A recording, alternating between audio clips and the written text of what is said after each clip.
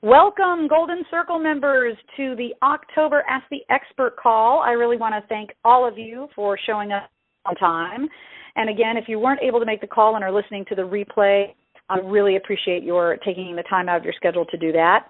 I've been very excited to bring the experts on the line tonight because, first of all, I know them personally. Met in person. It's not somebody I picked out of a hat and asked to be on a call. People that I've known, one of them I've known for probably over a decade, and the other one for a couple of years now. But really great men who bring something to the conversation of this month's topic, which is marketing. I hope you've had the chance to watch your monthly topic video about marketing, and of course, our experts always mirror that topic. There's lots of juicy tools that are links to the right of the topic video. And, of course, the Q&A call next week can answer unanswered questions that come up here or any other questions that you may have, and that's on the 21st. So, without further ado, I want to introduce our first guest, Mr. Chris Lucas. He is the creator of The Actor's Detective, which is part of our juicy Golden Circle membership. And so, Chris, introduce yourself. Give us a little background. Oh, hi. Thank you so much for having me on the call and for being part of your Golden Circle.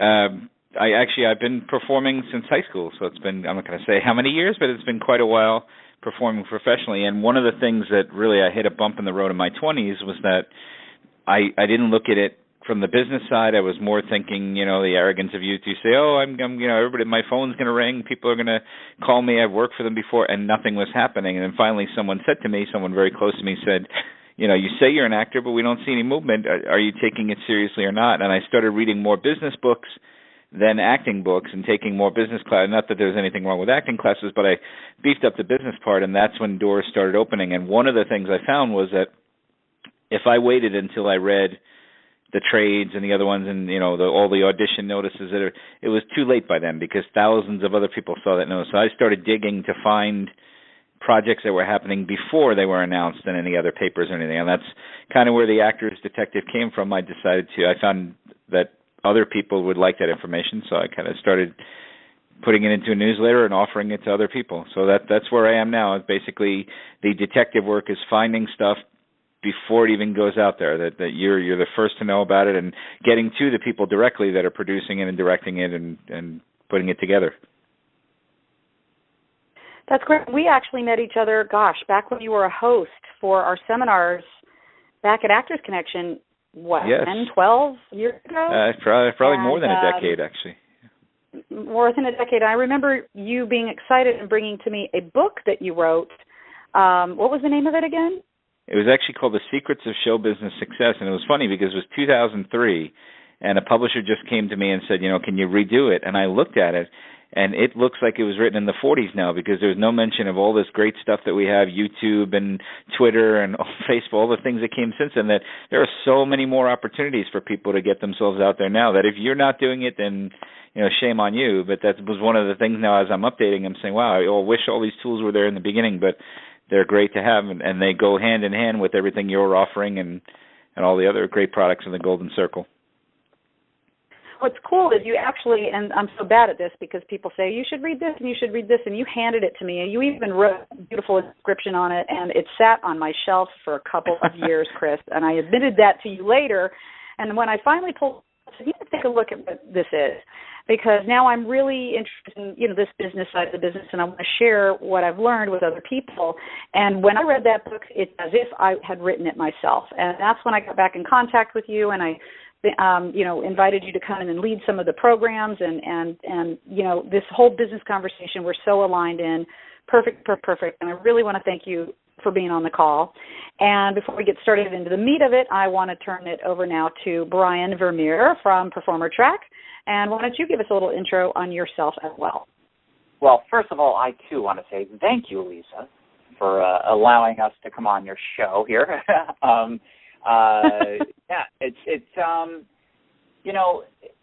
It's interesting what Chris said, because he said that, he ignored the business side of the business. And I think many performers do that. I think it's just a natural thing, right? If we were inclined in doing the business side of the business, we'd be bankers and lawyers and architects. And that was kind of my notion too. When I first started, I was hosting shows on the Family Channel for Vinda Bona Productions. I worked for Fox, and I was booking work, but I was never concerned about staying in touch with the people I was working with. And when I was called for going out on auditions by my agent, by my manager, it was just hurry up, give me the information, and then I'll go and audition, and hopefully I'll get the call back or book the job. And it was just me concerned about being the best on-air talent I could possibly be. And so, which is a huge mistake. And not until you really understand the business side of the business, you're really at a disadvantage. It's not just about talent. And I think one of the barometers that I kind of throw at people is, does the most talented person always book the job? No. The most talented person does not always book the job. Why is that? There's something else going on. And, there's much, much more to this business than the art or the craft. And we've through Performer Track, through the company we started way back in 2001, which started off as Holden Log, which is a paper-based logbook for you to log and track your auditions, blossomed quickly into software, which then blossomed into an online application called Performer Track, which allows performers to finally have a vessel to contain everything they do in this business, who they meet, where they go, what they wear, how it went, and having all of this information threaded together in such a way so that people can now see their career as a business because they're able to see statistics, they're able to see a running history on who they've met, and we've really figured out the science of it. And so now when people use Performer Track, they're not having to bump into the walls that I think many of us did before its existence, and trying to understand what the business side of the business really is and what it means. So it's a little story. And you and I met through a referral, right? I didn't know you. Do you remember who put us together? Who did put us together? I'm not sure I do. I don't know. Yeah. It's one of those things that, here we are working, and we've also, both forgotten the person that said, hey, you should meet this person. I wonder if we tracked it. Yeah, I think what happens is when like what you teach and what you kind of really delve into, it runs along the lines of what it is our program does. And so that's why it's, I think maybe even early on, talking about what your thoughts are and what my thoughts are about the business of the business. I think you just kind of forget everything else. You just go, somebody who else understands, right? So, and I'm not even sure it was a person, but it's so interesting because this then circles back to what Chris does, is that I've known about Performer Track. I've heard of Performer Track. I've heard of Holden Log. And I maybe just looked up a phone number, picked up the phone and called you and said, hey, I'm Lisa Gold with Act Outside the Box. I think we have some mutually interesting things to look at. Would you be interested in meeting? And that's, being a proactive actor, or in my case, a proactive business person for actors, to reach out, waiting for the information to come to me. So this is basically what I want to have the conversation about for the Golden Circle, because what you do have is the people that have self-selected themselves to be in a conversation around the business of show. So we're already, a group of people who are up on the mat looking for a better way, looking for the non-traditional, way that, the 80-20 rule has now been replaced by the 98-2 rule that 98% of this community does. So, that whole being in control of your career, I'd love for each of you to kind of take a piece of that, like, why you developed what you developed. I think it comes back to being in charge, being in control, and being at the effect. Sure. Well, so if I may. That off? if I may, well, first of all, Performer Track, you mentioned my book. I was in the book in 2003, I mentioned Hold On Log because I have a whole shelf full of them downstairs going back to the early 2000s that I faithfully wrote everything. It was, as you said, handwritten before we went to computer. And I had an audition recently for Lee Daniels, and he said to me, "Oh, didn't I meet you back?" And he mentioned like the early 2000s. And I said, "No, I don't recall us." And I went and looked at my Hold On Log, and there it was, a young Lee Daniels, a young me. We'd met years ago in an audition when he had a little production office in his apartment on the Upper West Side. So, you know, those logs are great because now that I have it on the computer, as you say, it's like a virtual cocktail party. Everyone I meet, everything, every little. It doesn't matter. Nothing is any person I meet that's in any way connected to the industry. If I reach out to them, they go into my Performer Track, my Hold On Log. So, it's a great resource. So thank you very much for that. But oh yeah, you know, that's a great story. Holy cow! Yeah, it is amazing. It is amazing, and that's for that exact reason, right? Within and the fact that I could go back and look and see what I was wearing, it's all in there. You did an amazing job. But right, Lisa, you mentioned. But that's the exact reason why being able to, if we had Performer Track way back in the early 2000s when you first met Lee, right? That being able to, if before you saw him again, if you had a little prompt, or when you go into his contact page and looked at his history and you're like, oh my gosh, it was all the way back in 2002 and it was for this project. If you walked through those doors and said, hey, Lee, you and I met like 12 years ago for this project up at your place, and sure. And he would be like, holy cow, yeah, and that changes the dynamic of an audition, of a relationship. It is remarkable. So I love that story. Thank you, because it just totally it jazzes me when I hear something like that. So cool. Well, it goes right to what Lisa was saying about show business. The analogy I always use, and I've done seminars for Lisa in the past, is that if you looked at the word show business visually, the word show would be about the size of a penny, and the word business would be wider than Grand Canyon, taller than the Empire State Building, as big as it could possibly be, because that's really the people that hire and the people, they see it as a business. We see it, as you said, we see it like show and we're acting and performing. That's great, but if you don't take their mindset, then you're the one, even the most talented person in the world, you're left on the outside because they want to work with somebody who understands the business and it's a bottom line and it's sometimes it's sad that it's that way and it's all big superhero blockbusters and it's hard to get smaller artistic films made, and on Broadway it's hard to get a straight play done or a new author, but it's business. It's how it works, and that's one of the things. If you're not thinking like them and you're not putting yourself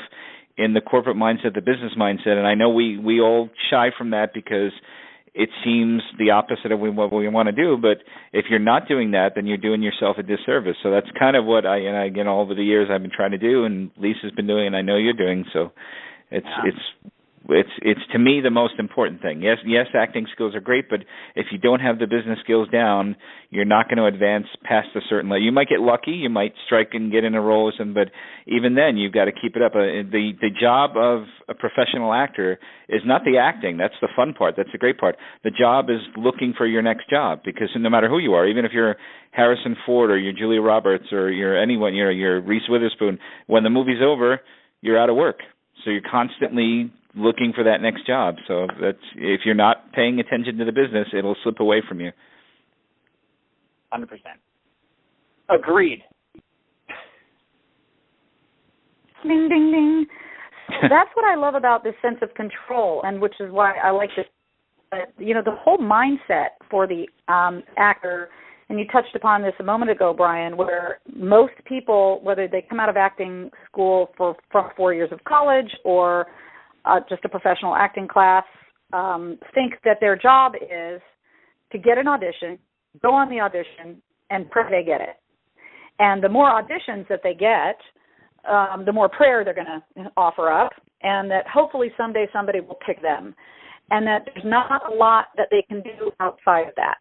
And the mystery is, how do I get these auditions? Well, I got an agent. Well, how do I get an agent? And it just seems so dynamically forced against us But the whole shift in the mindset of becoming a business person and attacking this like any other business out there is where that mindset. And then you guys brought some beautiful tools to help us be in control. So again, this control aspect. So does anybody have any personal experience that they'd like to share where maybe whether it was your tool or not, like a story about how you took initiative and because of what you did, you created your own opportunity, stepped into it, booked it, made money? Well, I guess the one, and I know, Lisa, you cite this all the time whenever you bring me into the room, that it was the early 2000s. I'm based out of New York, and obviously a lot of film work is done from California and sitcoms and all. So I said to myself, what work is being done in New York primarily? And a lot of it is commercial work and other work. And the big one that started to boom and blossom was video game work. So I was with my nephew. We were at Electronics Boutique or one of those game stores, and I just kind of browsed the store, and I found all the packages for all these different games, and I started writing down the names of the companies, especially the ones that are based in New York, and I spent the next week and a half compiling a list, putting it into my performer track in my luck, putting all the names, and I went on the computer and Googled and tried to find as much as I could about the companies and found names of people there, and I wrote letters, actual letters, and sometimes emails to all these different companies, and about a week later, I didn't even have a voiceover demo, I was called into a company called Rockstar Games, and they had me read a script, and they said, oh, you're perfect. And I booked a role in Grand Theft Auto, and I've been in about 4 or 5 of them, and the residual checks are still rolling in from just writing letters, going into a store, not reading it in a paper, not hearing it in an email that coming to me saying these are all the cast. It was just me taking the initiative of writing, and it was simple enough to do, and anyone could do stuff like that. And in every state in the United States, there are companies that do in-house voiceovers or do work, corporate video. All over this country, there's work happening, but you've got to go out there. They're not going to come to you. You've got to go find it. And it's out there. You just have to do a little bit of the work on your own. Well, first of all, that's interesting that you said that. I have a voiceover story as well. But I want to apologize to you, Chris, for probably shooting you, maiming you in some way, for leaving you for dead in Grand Theft Auto in one or all of those games. So my apologies. If I had known it was you, I wouldn't have done it. It's interesting because that was a great question that Lisa asked, and yes, one of those people who I was targeting that I put into my Performer Track account and put on my list to know about my stand-up comedy gigs actually came to one of my comedy gigs.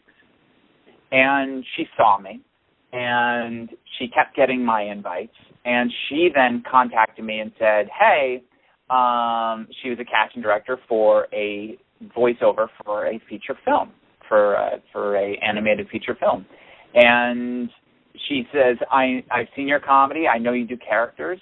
Can you come down and audition for this animated feature? And I said, 100%, sure, great, yeah.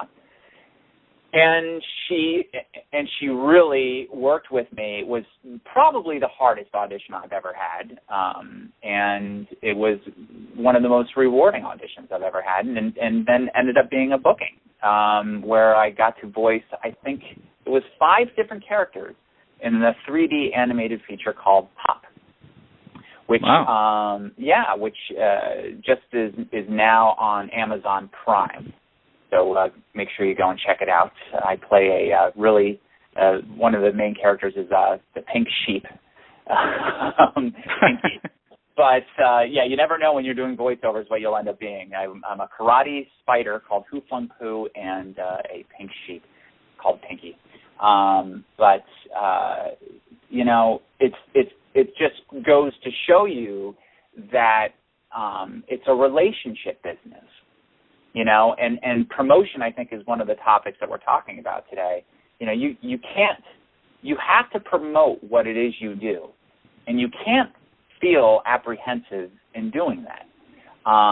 Otherwise, who would know? It's really funny when I hear performers, if they're in a play or if they've got an independent film a short or whatever, where they always have to say, oh, I'm sorry, shameless self-promotion, but I've got a show coming up on Friday. I hope you guys can make it.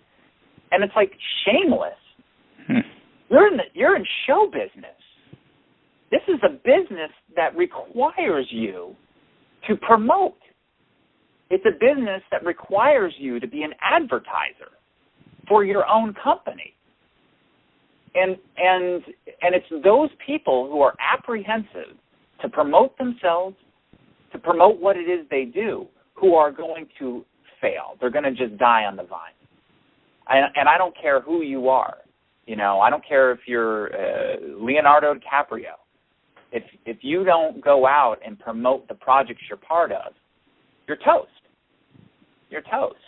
And so, you know, that's one of those success stories that just proves that, you know, hey, this business is not a click and submit business. It's a relationship business.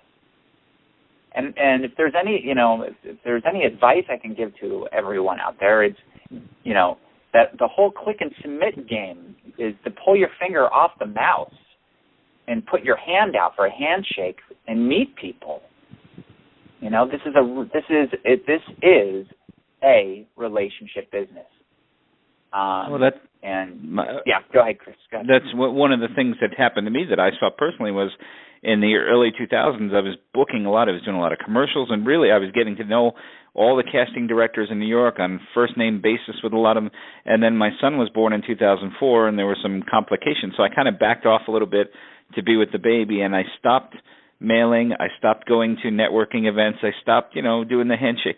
And I had a graph of it, and I watched it drop off. I'm the same person, same guy. They know I'm still alive. They know I'm still, but they stopped calling because I stopped reminding them who I was. And here, you know, we think and obviously we're important to ourselves, and we are the product, but we forget that, you know, they deal with hundreds of actors and actresses, some of whom look just like us, act just like.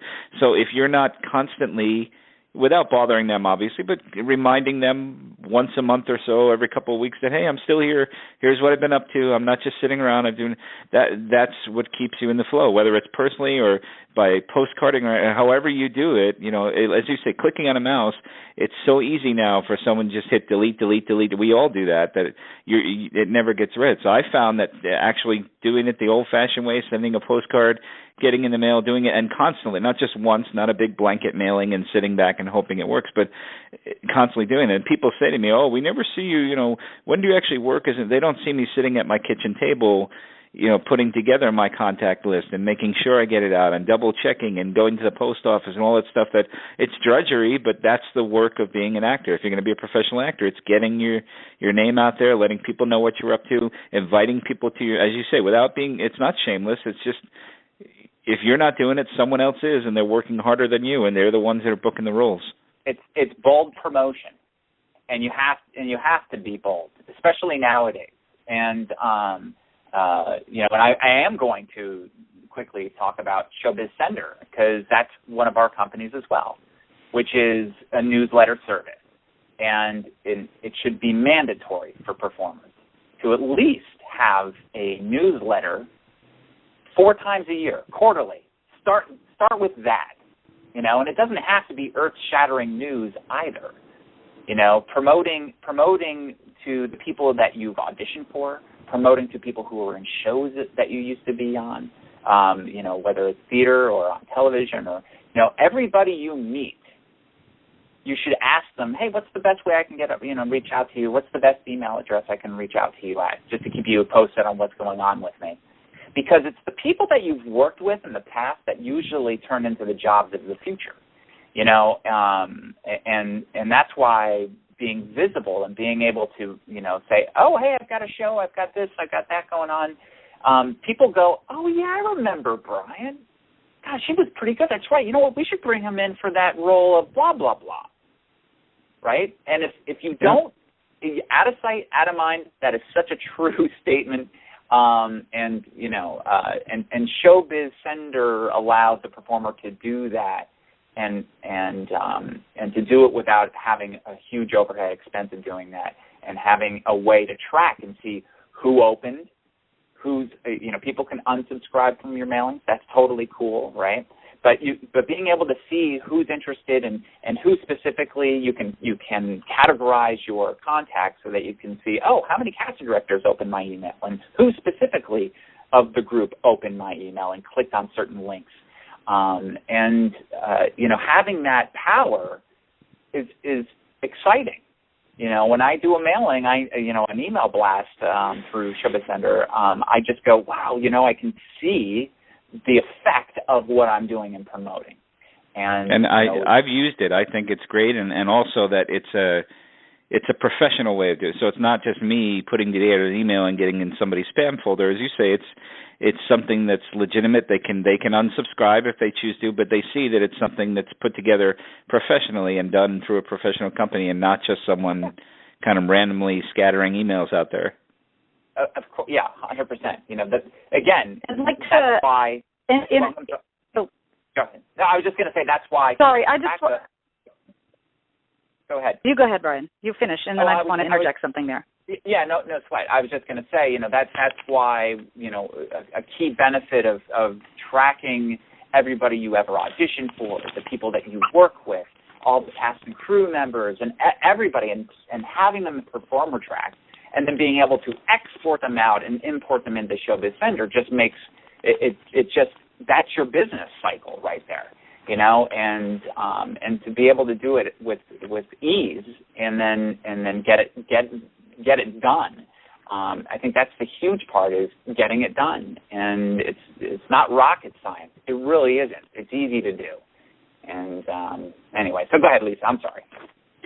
Well, I just wanted to interject the two things that come up for me as an actress myself, and of course as a business person, are the two things that when I'm working with my private clients, or even the clients that I work with in the Golden Circle when I'm coaching, is consistency or lack thereof, and having a system. So, so many people come to me and want the answers, and the answers are usually the same, which is you need to do whatever you choose to do, whether it's email, whether it's postcard, whether, and by the way, I recommend both, because we're in a world where both count. Either or what's better or what's cheaper or what's no, you got to do both, but you've got to do it consistently. And even if you only book a quarter, to the people that you have identified as most recent, that you've already got a relationship with, and then of course if you're just starting out, to create relationships through cold mailings. So the consistency is one thing, and having a system, which somebody gave me this acronym the other day. You guys, write this down. It's so juicy. System, spelled SYSTEM. It stands for Save Yourself Time, Energy, and Money. Don't you love that? I do. I like Right. But the cool thing also that comes up for me, and I love when I open the phones, some of the actors who have questions to either share or ask questions around this is, a lot of actors just don't want to do this shit. Pardon my cussing, but I kind of do that. They just don't want to do this. This is why they think the agent is the answer to their prayers. They just want an agent to do all this marketing stuff. They just don't want to do it. They don't like doing it. It doesn't feel good doing it. They use the excuse of they don't know how to do it, and so they end up not doing it. And then the struggle and the suffering continues around why they're not getting work. So what would you say, before I open up the lines, what would either of you say to, A, developing a practice or something, because you mentioned it, Chris, that it's drudgery, but you got to do it. Well, nobody likes drudgery. How did you flip the switch to doing these things consistently and have them become part of your acting career, right? In addition to when you get the gig, having all the fun that goes along with that. Either one of you. Well, I think you used the right word, career.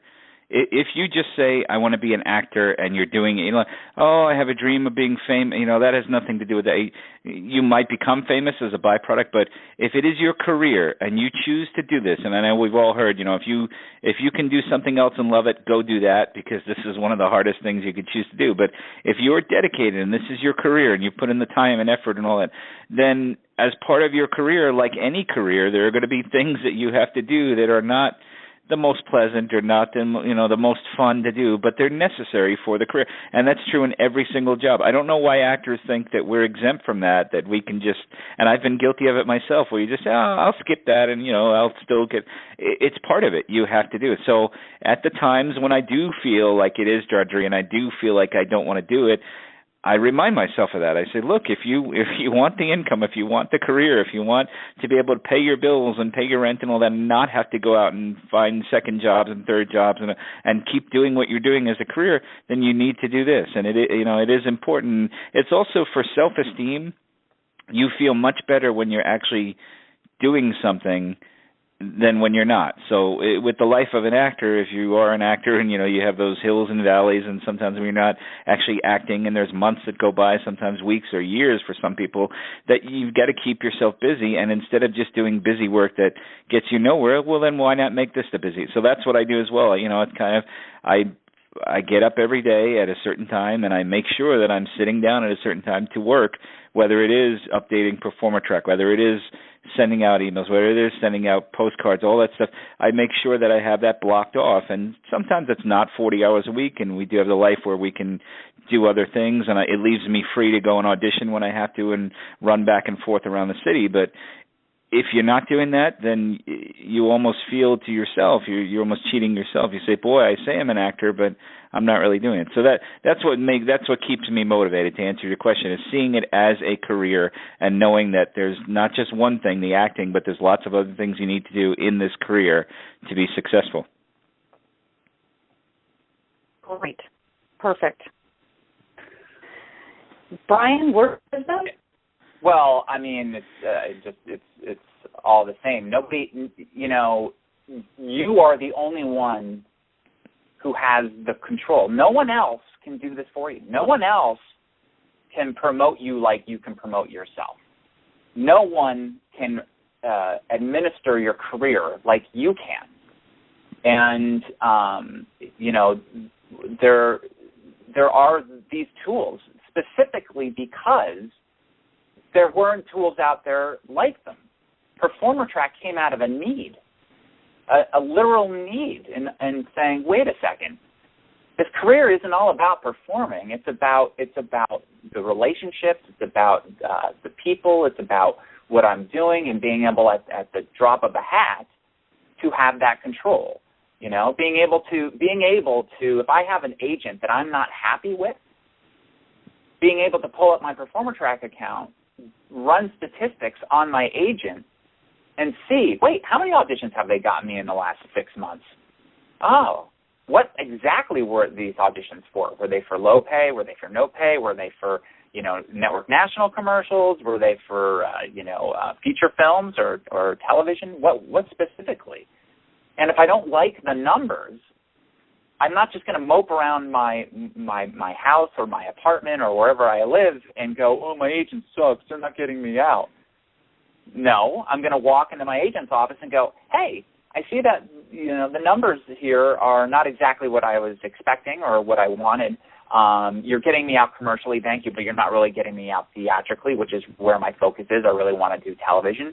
So what do you need from me to help you so that we can boost these numbers in the next 6 months? Wow, what kind of power is that when you can walk through the doors and have a printout and say, this is what's going on in my career, what do you think we should do?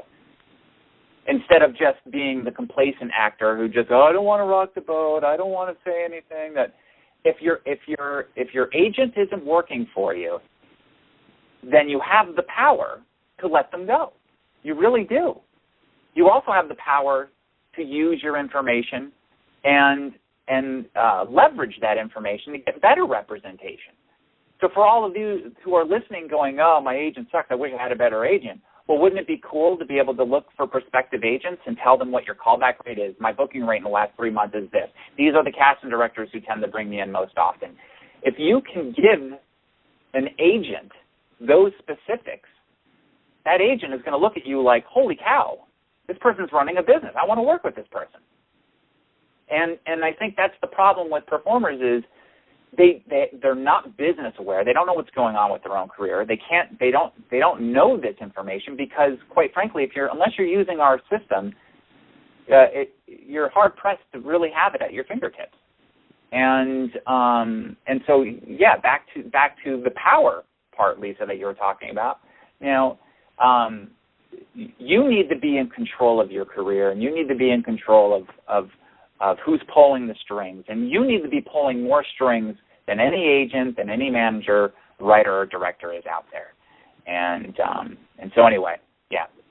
Well, Brian, I find it happened to. Well, I just want to tell you, in New York commercially, I freelance. So a couple of years ago, when the bookings started going back up for commercial, because I was seeking out all these people and writing letters and going on meet and greets with these folks, that it turned out that the clients that I was booking with started telling agents, oh, there's this guy, Chris, that he writes to us and keeps in touch with it.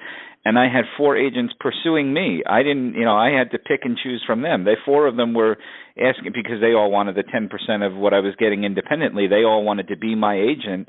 And I wound up accidentally, and I was laughing a bit at that. I was not seeking them out. They were coming to me because now I was controlling my own destiny and in the power position of just, again, not doing it as, well, oh, look at me, I've got the, but just kind of doing what I needed to do for my business. It worked out for me because all of these clients were saying, here's a guy that's reliable.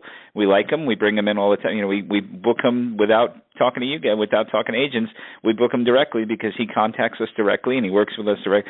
And I wound up working with one of the agents, but it was 4 of them that were coming to me saying, oh, we'd really like a part of that because we see that you're a person that understands the business. So, yeah. As you say, if you can be in that position, that's something that feels great. Oh yeah, well, I mean, there's nothing worse than being an actor who has no control over their career, has no idea what's going on with their own career, and if they are with an agent and get that drop letter, that drop letter that could come in the mail at any given time, and saying, oh, they're no longer my agent anymore. Uh-oh. And what's really damaging there is if you're not running your business like a business, you're going to end up trying to find an agent just like every other actor that's out there that's not running a business too. And you're going to end up going into an office for an agency meeting. And one of the questions you probably ask is, do you have anybody that looks like me? And they're just going to look at you like, oh, just another actor. It's a rare breed that when, they actually come in lock, stock, and barrel. And that's why our users tend to be the ones who are the movers and shakers and actually getting stuff done, right? Because they get it. And so, yeah, I think you always want to be in the position of them pursuing you and not having to, beg for representation. You got to promote, you got to run your business like a tight ship, and then things will start to happen. There's no doubt. It's fun, the funny thing too. It's like you talk to some performers about running a business, and they saying, hey, here's what you do. We have it all laid out. Blah blah blah. And do I really have to do this? And then that's when I just go, you should just pack up and go home. It's over. You're toast. You're toast. You got to once you start to enjoy the process of the business side of it, then it becomes as compelling as the craft side of it. It really does. There's creativity in marketing, and what I wanted to dovetail on that, but before I do, I'm going to ask the callers that have a question to start lining up virtually by hitting *6 on your phones. What will happen is that we'll move into a virtual question lineup, and then as I'm ready to take questions, I'll click on the button, and then you'll be unmuted. So go ahead and hit *6, and we'll start getting you in the lineup. But what I wanted to dovetail on that is that I heard something in there that I know probably sent shudders down the spine of many actors listening to this, which is, oh, I can go in and talk to my agent and tell him I've had this, this, and this, and this. And so, in so many words, what are you going to do about it, right? Like coming in there. The greatest fear, I think, that most actors have once they get an agent is to lose that agent. So the confidence to go in and have a business conversation, at least in the beginning, is nil. Like they wouldn't dare think, because there's a scarcity. There's a scarcity of money in this, starving artist, poor actor economy. There's a scarcity of agents. There's a scarcity of jobs, at least they're accessible to me. So the one thing that I've identified that both of you have said, and I'll just put the icing on it, is, to start to use these tools, to start to gain insight in the business workings of the daily, things that I need to do in my career outside of the craft, to be consistent, you'll gain that confidence. The confidence will come from the consistent use and practice of being the actorpreneur that you are. So the thought of going into your agent's office and saying, hey, X, Y, and Z, and I've been out on this minute, like, for those that aren't up on the mat would probably think, I could never do that, or I would never do that. Well, I have a response to that, though. Yeah. Well, the response is use the tools and gain the confidence, and then you too will get to be a player in this called an actor. But tell me your response. But you were saying the scarcity of agents and like you don't want to lose your agent. But there's something that is more valuable than an agent in this business, and that is time. And time can go so quickly while you're out doing this. And so if time, since time is a commodity here, that you cannot afford to lose time.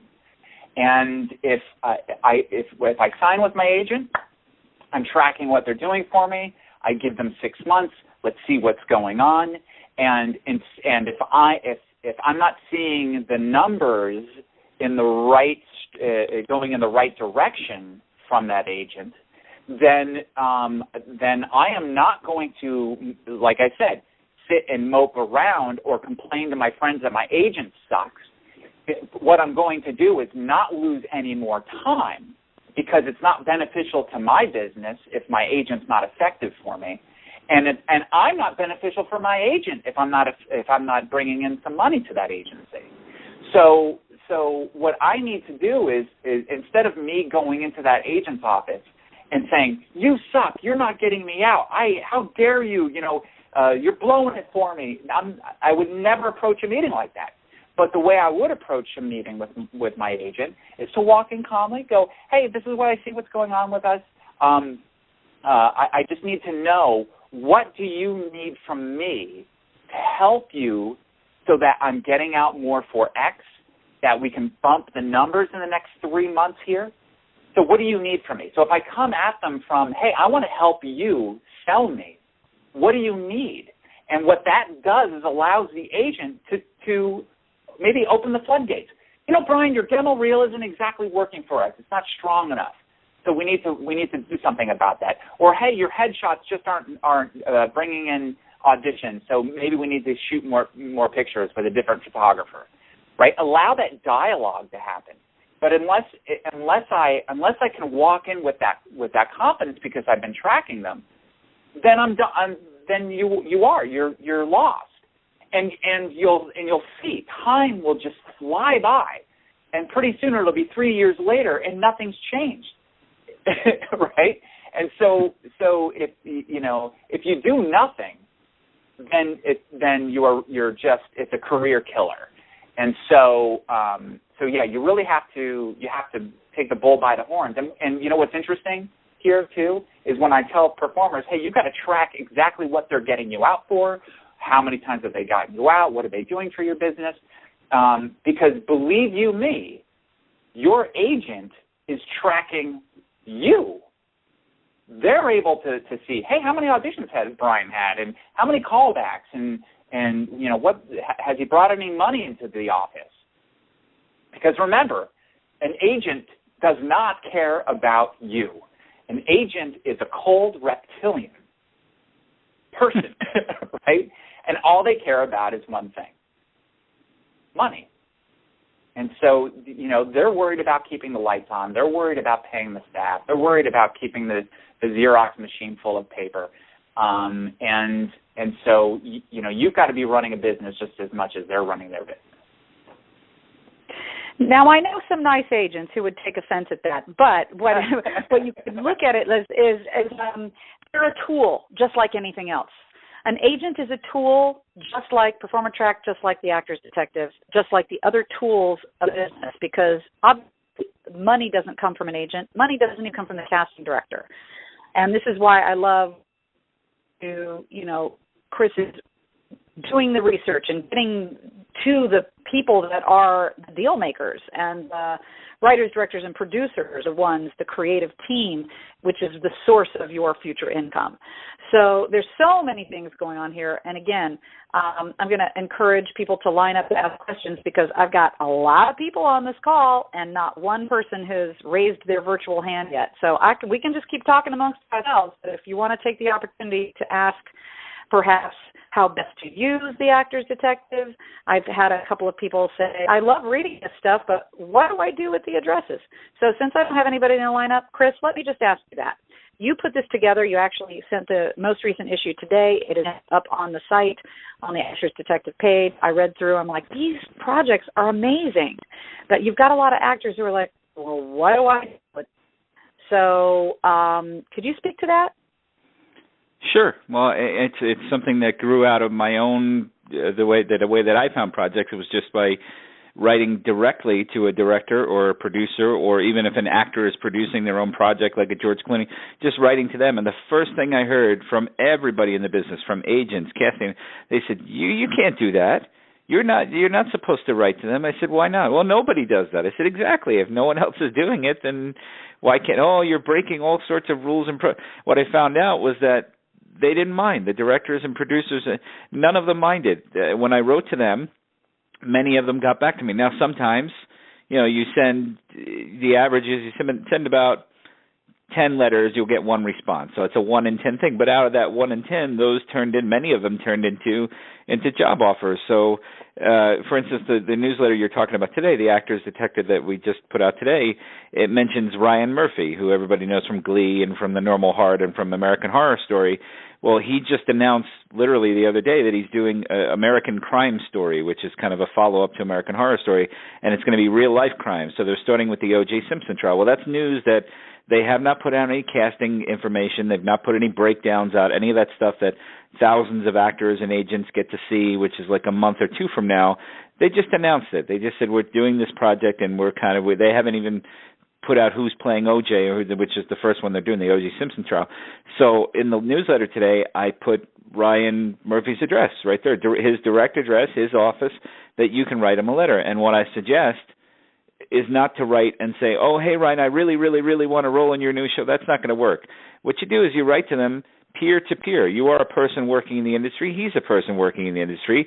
He might be higher up on the ladder right now, but you've got a place on the ladder too. And you just write and basically you say, I appreciate your work, I admire it, and you maybe find something that he has done in the past that really struck you. You write that. And the second thing is you sort of ask for advice. You say, you've been pretty successful in the business. Do you have any advice for me?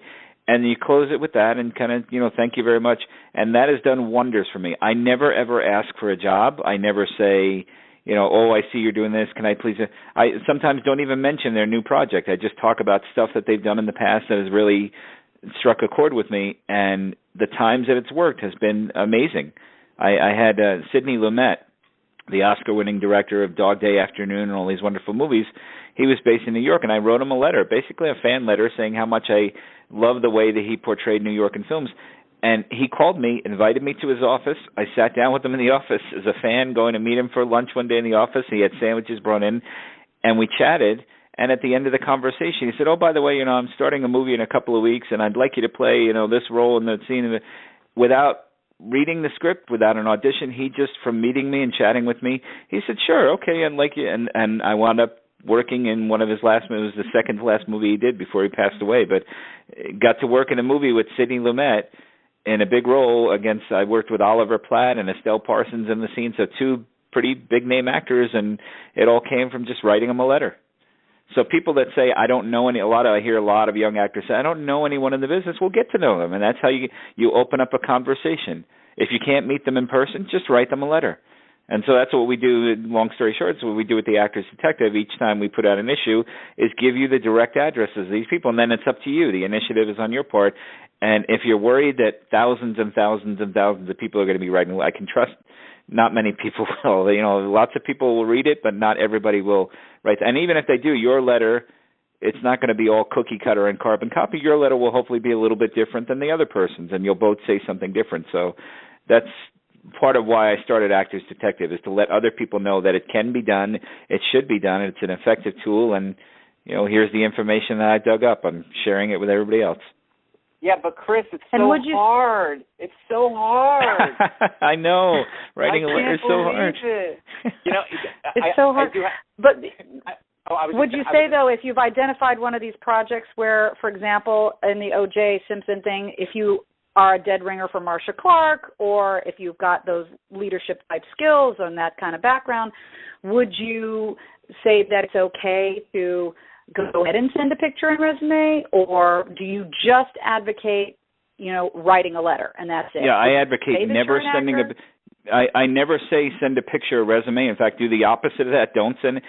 What I do, the kind of there's a way you can slyly do it. Is that and you could do this easily on your computer. You make your own letterhead, and on the top you put your name and your information, and always put SAG-AFTRA or AAA or whatever union, or even if you don't have that, that's fine. But put a photo of yourself next on the top. My banner on my letterhead has my serious photo on the one side and my smiling photo on the other, and then my name in the middle, just like you would see on the letterhead for a company, and that's sort of like my logo, so that when they're reading the letter, they see your face right there, and you're not, because a lot of times if you sent Ryan Murphy a headshot and resume in the big manila envelope, I can guarantee, and I don't know Mr. Murphy personally, but from lots of others here in New York that I know, it goes right in the garbage or right in their filing, and they never look at it. A letter actually gets to them faster because it's strangely enough, it's very rare now that people get letters. Think about your own mailbox, how 10 years ago it used to be stuffed, and now when you go to the mailbox, it's usually bills or junk mail, or you don't even get magazines. You don't even get catalogs anymore like you used to. Now it's all online. So if you're a person writing an actual letter to them, and it is sort of combination fan letter, business letter, it works. And to answer what you mentioned about the Marcia Clark thing, there are sort of sly ways of doing that as well. You can say, "Oh, I see your new project is O.J. Simpson. That was an interesting trial for me, and it's funny. People always told me I looked like Marcia Clark." You're not asking for the job, but you're sort of putting that in there in a sly way. So they're being discreet about it and not basically shouting in the letter, "Hey, I want a job," is the best way to do it. Let them. So you're planting seeds. Yes, exactly. Planting seeds for your garden. That's all you do is planting a seed. And Brian, I'll shut up in a minute so you can talk. But what I want to get across is so many people want to have a response to their very first touch. And what you learn in business is, growth and development over time comes from nurturing those seeds. Because, like you said, Brian, this click and submit, that's this momentum that actors are used to. I want to click, I want to submit, and I want to get an audition. And this approach is a lot slower, in the end, a lot faster. Building and nurturing relationships by planting seeds in personal, communication, judging them first for why you appreciate what they do as an outset, and then, a little bit about, who you are, and then a request for, could you have any advice or like that. It's always been a good template for communication, but thanks for sharing that, because I know a lot of people have asked me, how do I use this Actors Detective thing? What good is this information to me? So thanks for, saying what you did. Brian, you're up. I love what Chris is doing. I love the Actors Detective. I love everything that he's saying right now, because performers, right? It's interesting. I do have this analogy, and I don't know if I've ever told you this analogy before, Lisa. I may have. I don't know if I have or not. But I look at our industry right now for performers as like a big casino. It's a huge casino. I assume you've both been in a casino before, right? Mm-hmm. Okay. Oh yeah. So yes. When you go inside a casino, what is the floor plan? What takes up 90% of a floor plan in a casino? Slot machines? Slot machines, yep. right. And the reason why is because people, by nature, are lazy, and they want a quick return.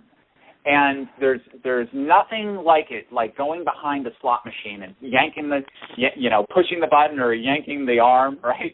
And then I hope I win. Ah, nuts. And then you pull it again, put some more money in. Hope I win.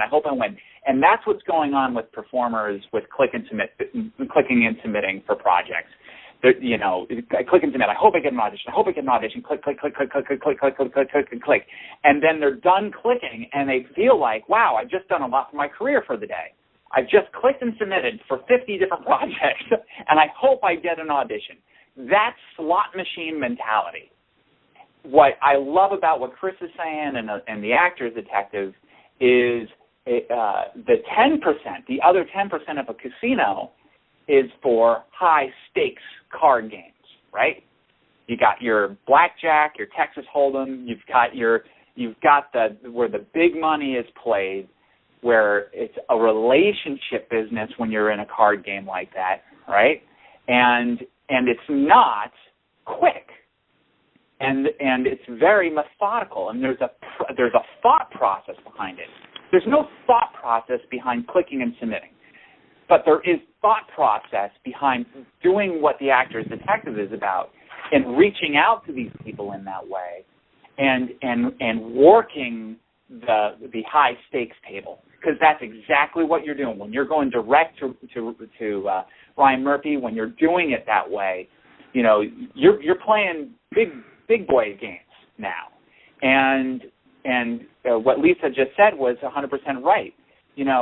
It's not going to be quick, but the payoff can be huge, and you don't know where it's going to take you. And so don't for all you actors listening, don't get stuck behind the slot machine. Go do what the 90% of performers are not doing. Run and do what Chris has been saying to you. Do the high stakes relationship building, and watch what that does for your business. I have a challenge for you all. Get away from clicking and submitting for 6 months and just focus on doing what Chris just told you for 6 months, and see what effect that has on your business. I dare you, because I think you'll be blown away. So that's awesome, Chris. Do your research. It's handed to you on a silver platter as a Golden Circle member. But outside of that, there's more research to be done on your own, right? Read the trades, get the Hollywood Reporter e-blasts, make sure you pay attention to all the things that are going on in your industry that are at a rung above you on the ladder, right? Everybody wants to climb the ladder and get to the next level, and they don't know how, and here's how. Just get informed and reach out to those people. So this has been great conversation. Keep going. I was going to say, you mentioned the trades just briefly, that a lot of actors, they say to me, well, I read, to name, Backstage, Variety, Hollywood, and there aren't many audition notices or the ones that are everybody else. I said the important information is not, that's good information, but if you read the front of it, the first few pages, when they tell you the comings and goings and agencies and who just got promoted, and those are excellent opportunities to, why not write a note to that agent, even if hey, congratulations on your promotion, good luck in the job. And you're not asking for you might think that's crazy or they don't know me, but everybody likes to hear a little pat on the back, good news and congratulations. So you never know. And sure, somebody might take it the wrong way and just toss it away, but most of the times I found they're happy that someone is actually, an actor is paying attention to the business side and reaching out to say, hey, good for you. You won that award. Great job. I enjoyed that movie. Great casting job. And things like that, that's what gets you noticed and ahead, rather than clicking and submitting, like you say, with everybody else out there. Well, another smart thing to do is, if you're somebody who wants to do film, for instance, right? And if you know what genre film, I'm more of a comedic actor, then why don't you go online, look up all the big film festivals, even smaller ones. I don't care. And look at last year's winners for those genres at those film festivals, and then find out who the producers were, find out who the writer, the director was, and then do research on Google, find out what they're doing now. Odds are somebody who won a film festival a year ago has probably something in a pipeline to go through at this point. And it's now trying to connect with those people the way that Chris was just talking about. And there's so much you can do. You have a lot of control in this business, but you just need to go out and start extending yourself to these people, because there is no service that can do that for you. Even so here's the thing, you guys. We're at the top of the hour. Usually hour, I asked everybody to kind of keep a little extra time because I thought the conversation would be juicy, and I was right. But I don't have a single actor, and I've got 11 of you on call out of the 40-some-odd members. I'm just transparent with the numbers. There are 11 people on this call, and not one of you are hitting *6. So if you don't want to ask a question, I totally respect that. But, we have these guys who are willing to answer anything that you have. So, I got one. Finally. Yay. I caught one in my net. So I'm going to unmute you and then go ahead and give us your name and tell us your name and then ask a question, either or both. Hey, Lisa. Hey, who's this? It's Megan Lane. Hi. Megan Lane, so nice to have you on the call. Thanks for stepping up and standing out and asking a question. I just didn't know what to push. I've been waiting the whole time. I'm like, I hope she says what numbers to push. So I don't even know what to ask. I just got so excited. I'm like, I love what everybody is saying. And it's just so, I just feel like I can breathe. Because I hate the clicking and submitting is like getting to my soul. Because even the typecasting that I'm having to read every day is just starting to grate on my nerves. So I guess I would say, how do you kind of scout for things that are right for you? How do you, out of all of these things, how do you kind of jump in and, I guess research a little further and find out, what types of things might be in it? I know it's intuitive and you're not asking for a job, but I'm just trying to, since you're not doing the click and submit type-wise thing, I guess I'm just asking for, does that make sense? Looking for details on what you'd be right for. Well, Brian hit on it perfectly. We're in an age now where Google is your friend, researching is your friend. There's a lot you could do now. That again, if you see festivals or movies, I make it a habit. If I see a movie, even just recently, Guardians of the Galaxy. I really enjoy. I saw it twice. I saw it with my kids. So I wrote a letter to the director of Guardians of the Galaxy, and I wrote a letter to the actors in there.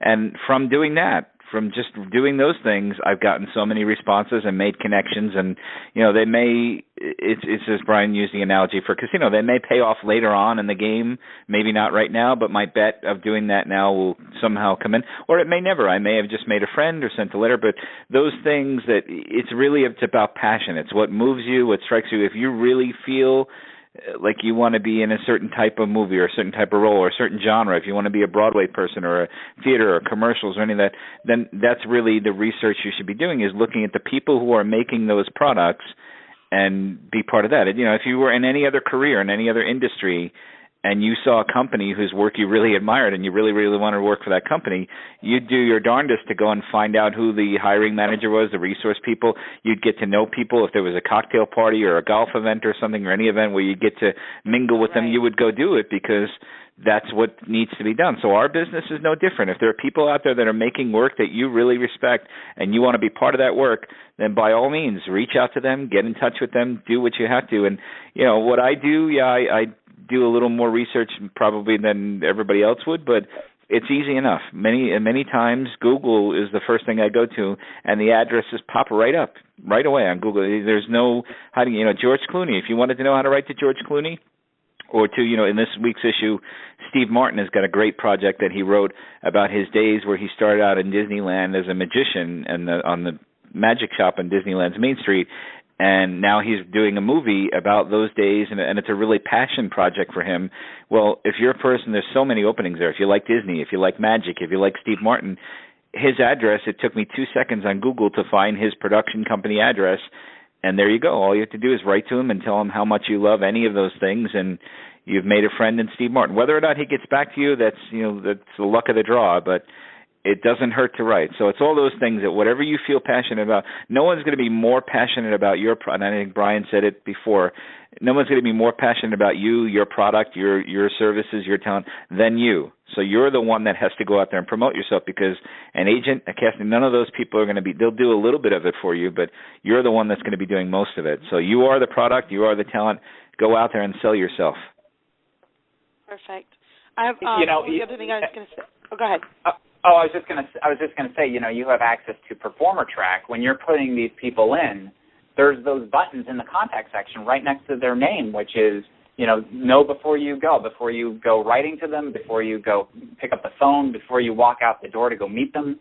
Click on the buttons where it says Google, and it'll search that person out on Google. If you click on IMDb, it'll search them out on IMDb, so you can know what projects have they been a part of, what have they done in the past. You want to look for the similarities. Did you go to the same college as this person? That may be possible. Do you guys belong to the same charities? Do you have some of the same hobbies? Because always put in the person's name, Steve Martin plus article. And I bet you'll find all sorts of articles where they sat down with Steve Martin and asked him questions. Do you have anything in common with him? Because you may go, hey, maybe he has a passion about paper airplanes. And maybe you do too. And maybe you could make a little drawing of a paper airplane and go, glad to meet a fellow paper aviator, And it's those little things of commonality that can really seal a bond. And that's one of my pieces of advice for you to when doing research on people, find what you have in common with them first. And outside of just liking their work, is there anything that you guys have in common? It's so awesome. And you guys are making me, all these memories are popping up. I've made friends with casting directors because I work as a psychic medium as my day job, and wow. I read for them, and I'm telling them all about their lives, and they cry, and then they want to help me. And so it's and I'm reading for all these writers at on the lot. So I'm getting to know people in a different way through my day job, which is kind of weird. And the one time I went up to a director, and it was funny because my roommate at the time was like, don't do it. Don't you talk to that person directly. And I was at a film festival, and I go talk to him. I was like, I really liked your film. I'm sorry they cut some out of it, but it seemed like a perfect cut to someone who hadn't seen it. And I ended up making friends with him and riding in a limo with him and two celebrities that were just like, hey, you're fun. Come hang out with us. Yeah. Wow. Couldn't believe it. I was like, my jaw had dropped. I was like, oh, okay. And then now we're, their contacts. It's so weird. But I hadn't contacted them in years. It's time to reach out. So weird. Haven't even thought to do that. But at the end of the day, they're all human. Everybody's human, It's stop doing the inhuman things, which is clicking and submitting, and start doing the human things, which is like you were saying, write a letter or do the research and then reach out to them. And what I wish for everybody on the call is to have it not be weird, have it be status quo. That you meet people, that you get related to these people, that you do business with these people, and that it becomes an everyday occurrence because you are an actor. And that's what you do. And, you are in this business and just as big of an integral part of the business as all these other quote bigwigs that seem so untouchable or unreachable or not allowed to come up to and speak with or write to. As soon as we realize that, the only reason we think we're a lowly actor is because there's so many of us, but there aren't that many of us doing what you're learning here. And what you have learned from these two gentlemen today is going to make, a huge difference only if you go out there and actually do it. Be consistent in your mailings, do your research, write great letters, stay in contact, build your own confidence around the things that you've tracked so you can have, usable conversations that make a difference for both them and for you. So if anybody else has any thoughts or would like to raise their hand, I'm going to, go ahead, press star 6. And if you haven't pressed star 6 in the next few minutes, then we'll go without. But I just want to, see, now here they come, right? So I'm going to take, I'll tell you what, it's a little bit after 6. I'm going to take the 2 callers that just jumped into line. I'm going to ask everybody else to just now hold back. We'll take these last 2 questions, then we'll wrap it up and really just show our appreciation for Brian and for Chris. So who's next? Hi, Lisa. This is Heather Dowling in Los Angeles. Hello, Heather. How are you? I'm great. It's so great to hear your voice. Yeah, it's good to hear yours too. Again, and more. So mostly, it wasn't really so much that I had a question, because what I'm really taking away from this is that these guys, I just wanted to really mostly say thank you, because what I hear is it's a really big pond and there are a million fish. However, very few are actually using what is even available, and that the difference between booking and not booking could be as simple as having some discipline around putting to use what these guys, thank God, came up with so that I don't have to. You know, like I could come up with all this, and there's things like this I do manage, and Lisa, I'm really focused on the business side, or I try to be. But it's about taking the legwork out of figuring it out so that I can just concentrate on doing it. And I was thinking, I'm going to keep doing, and I don't know what you guys think about this, but I intend to keep doing the click and submit. But what I said to my acting partner was, and why wouldn't I do all this other stuff too? If I was working a 40-hour-a-week job, I would certainly have time to do both of these things. So I can just see that that even me, even somebody who's usually good at this, you guys have really kind of kicked me in the butt to just remember how important it is to keep in balance with my focus on the business and not just the craft. Because for me, at least, the craft is more fun. Well, can I interject real quick? I think yes. If you're gonna continue to click and submit for projects, right? Make sure you're tracking that in a sense that when you do get called for an audition, remember in Performer Track you can select, hey, how did I get this audition? So that 6 months from now, or when it comes time to renew that service, you can look at the numbers and go, well, wait a second. I'm getting auditions for things that are not in the direction of where my career should be at this point. Or they're for student films and I'm beyond that, right? Or I already have enough footage. I want to get to the next rung in the ladder, right? So I think the important thing is don't keep paying for things that are not affecting your business in the right direction. Right? That makes so much sense. That makes so much sense. Yeah, you do not have to be on any one service. I hope you know that. I hope you know that. And so if anybody tells you you have to be on this service, just go, no, I don't.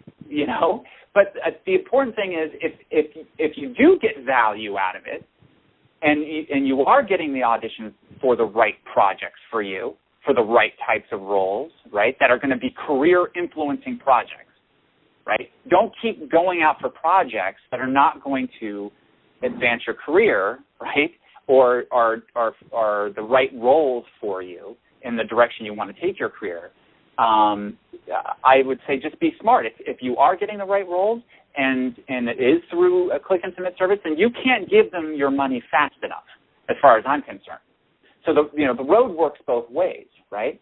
But I fear and I hate it when I see performers paying for 2, 3, 4 services every month for that same ability to click and submit for projects, and they're not tracking it. And I just go, well, are you happy with the results? Paying for the services, not tracking it. Yeah,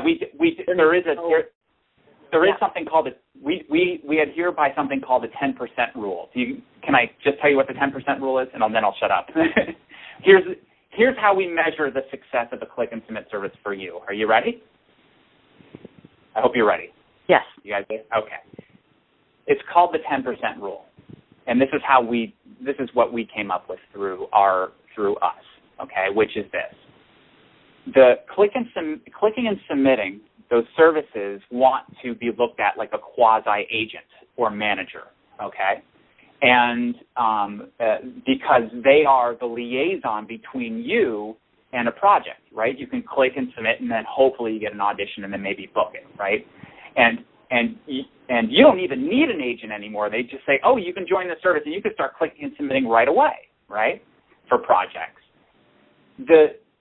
But in order for you to do that, well, you need to upload X number of pictures, right, which costs money. You need to upload your demo reel because then you'll get pushed ahead further so that you'll be seen first, right? Maybe then you need to do a slate, or you need to do a skill clip here or a skill clip there, and then you have to pay for so that you can do unlimited submissions for the year for a specific price.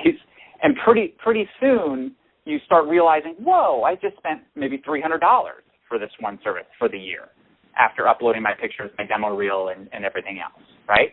And that's not a far-fetched number either. So here's the 10% rule.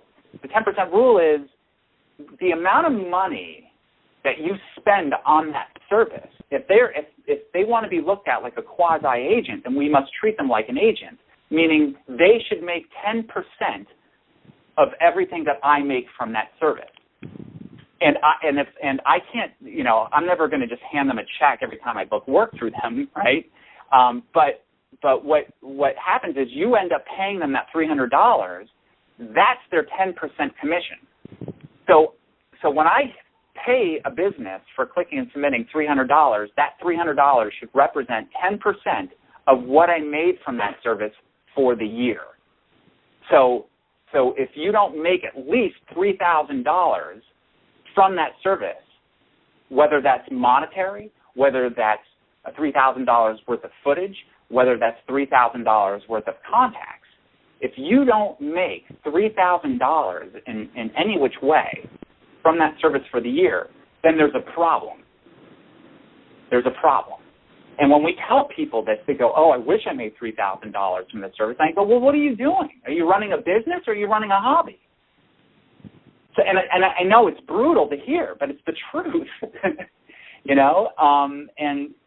And I think it's a good rule to kind of adhere to, is that 10% rule. What's the value you're getting from the service?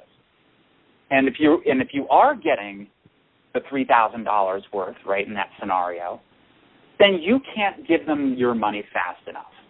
Perfect. It works. I hope that makes sense. I'll shut up. That's great. Great thought process. And, I'm going to steal it and use it in future conversations. I'm going to borrow it. But that is really a great thought process. As a conduit to get work, then, if you're – I love it. I love it. So thanks for the acknowledgement and question, Heather. Really appreciate you being on the call. And now I'm just going to move on to the next one, and let's see who's here that has a question for the guys. Hi, it's Stephen Vega in New York. We love it. We're represented by Coastly. Hi, Stephen Vega. How are you? Good, thank you. I just want to say how much I appreciate this call and Chris and Brian and really just mapping things out for us and really giving me the tools and the knowledge to really dig in and say, yes, this is my career, I own it, and here's how I can really take charge of it, and I have to wait for anything or anyone to make something happen for me. I can go out there and make it happen myself. Yep. And I'm so glad I was able to make this call because today was supposed to be my first night of my on-camera class auditioning class, but I was too sick to make it, but I made us able to make the call. So in either case, it was a win-win situation for me, and I want to say things worked out. You're welcome. Absolutely. And so I'm so excited that I can't wait to get started on the letters I'm going to write, who I'm going to write to, and go back out to the movies that I really appreciated and send, appreciation letters for the work that's out there that I'd like and look at the directors, the producers, and the actors. Simple things that I wouldn't have thought on my own. Well, that shows your dedication and your business, admin, because though you couldn't make an in-person class and didn't want to infect other people, you're home and you're still on the call and you're still working your career. So kudos to you, and thank you for the acknowledgement to these guys. I know that they thank you as well. One of the things that I do know in the Golden Circle is there are some people that are using these tools. So if you're on the call live or you're on the call listening to this as a replay, use what you're already paying for. Use Performer Track to its fullest. And I know Brian walked through many of the members personally to be able to use the tool properly. And for those of you that haven't yet taken advantage of that opportunity, do so. All that information is, in your welcome letter from both I and do you want to say anything about that, Brian? Or Showbiz Center or anything else to kind of wrap it up? Yeah, I think our company has the backbone tools, the reality tools. There's fantasy and there's reality, and we have the reality tools, the tools that are that at some point you're going to go, oh, I wish I had been doing this all along. So don't blow it. You have it at your fingertips now. I'm more than happy to personally, over the phone. I'll hop you into your account. I'll walk you through Performer Track, get you totally situated, answer any questions you may have, and then the world is your oyster. You're going to go have at it. I also encourage all of you who are listening to definitely go to showbizsender.com and create a free account. There's no credit card required. You get a month for free. Build a newsletter and send it out, and you'll see how easy it is to drag and drop, put pictures in, and then make links, and all of it is tracked. And that's the difference between what Chris is doing with sending letters and through our service, which is through email blasts. I look at what Chris does as the movies, where you put the movie out there and you don't know exactly the audience reaction right away. And what we do through Showbiz Sender, I consider it theater, because as soon as you hit send and it goes out to everybody, you're going to see instantly who's opening, you're going to see who's clicking through, and so you get that immediate gratification, right? So, but I think both are very important for promotion for your business, so definitely check that out. And if you do end up on the phone with me to go through Performer Track, I can talk to you a little bit more about Showbiz Sender as well. But really happy to be on this call and grateful, Lisa, for being a part of the Golden Circle. So thank you. Thank you, Brian. Any last words from you, Chris? Yeah, well, thank you, Brian, for the compliment. I like your analogy, the film and theater. That's a really good one. The other thing is, we talked about it before. I'll finish up on this. You said the human factor. I found that out more than anything else. Connecting with people, not as directors, producers, all that other stuff, but human to human has been the most. It's given me more success, I guess I could say, more than anything else is connecting with them at a human level. And I found the other way too, through letter writing. I'm in a position now where I'm producing a movie. And it's not something I thought I'd be doing, but I'm producing a movie, and it's a rather large movie, and we've had A-list actors that are lining up to play the lead role in the movie. And I've had meetings with a lot of them, and these are names that everybody knows, and the movie has to do with fatherhood and things like that. And they've sat down, and one guy actually started crying when he was talking about his father and how he grew up and all this other stuff, that all the pretense of show business and celebrity and fame, it all dropped away, and it just became one human being talking to another human being. And that's where, at that moment, I felt like, wow, this is a great business, because we get to be performers, but we also get to be people with other people, connecting, meeting, just like every other business in the world. So you shouldn't be intimidated. You shouldn't be fearful and thinking, oh, I can't reach out to these people. I can't use all these great resources I have at my finger because they're way above me or they'll never get back to me. Don't worry about all that. Just start doing what you need to do and let the universe take care of the rest of it. Awesome, Chris. Thank you guys, both of you, so very much for taking your time out of your evening on a Wednesday night and talking to the participants of the Golden Circle. It brings me back to the relationships that I have with each of you. and I am so honored that you would, take your time, your wisdom, share it all with people on the call.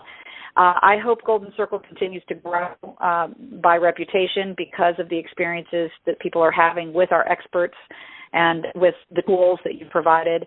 That's a big, big, big part of what's going to make us be able to go out into the world and make a difference with actors who, don't just have this information. I mean, I know what you desire. I want everybody who wants to do this as a career, who's creative and who has artistic expression to offer, to be able to do just make a great living. So thank you for being on the call. Thank you to all of the Golden Circle participants on the call live or listening in the replay. I do want to remind everybody that we have next week our open Q&A call. We're monkeying with the times a little bit. I've been trying different times to see what works best and what doesn't. So we've got a 6 p.m. Los Angeles Pacific Daylight Time start and a 9 p.m. Eastern Daylight Time or New York start.